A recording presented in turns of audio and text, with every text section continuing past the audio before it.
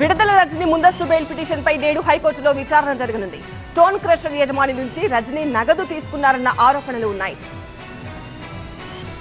ఏలూరులో సైబర్ మోసం వెలుగు చూసింది. ఇన్స్టాలో టాస్క్ల పేరుతో రిటైర్డ్ ఉద్యోగి శ్రీనివాసరావు అకౌంట్ నుంచి 50 లక్షలు కాజేశారు సైబర్ నేరగాళ్లు. శంషాబాద్ ఎయిర్పోర్ట్ సరికొత్త రికార్డు సృష్టించింది. గత ఆర్థిక సంవత్సరంలో 15% వృద్ధితో అగ్రస్థానంలో నిలిచింది. చివరి 3 నెలల్లో 74 లక్షల మంది ప్రయాణంతో మరో రికార్డు నెలకొల్పింది.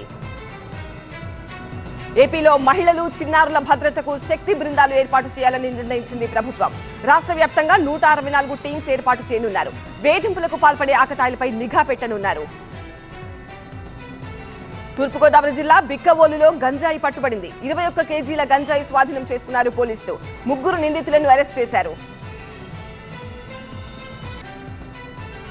కాకినాడ సాగర తీరంలో వార్ ట్రయల్స్ ఆకట్టుకున్నాయి. భారత్, అమెరికా దళాలు సంయుక్త విన్యాసాలు చేపడుతున్నాయి. కాకినాడ ఉప్పాడ రోడ్డుపై రాకపోకలు నిలిపేశారు.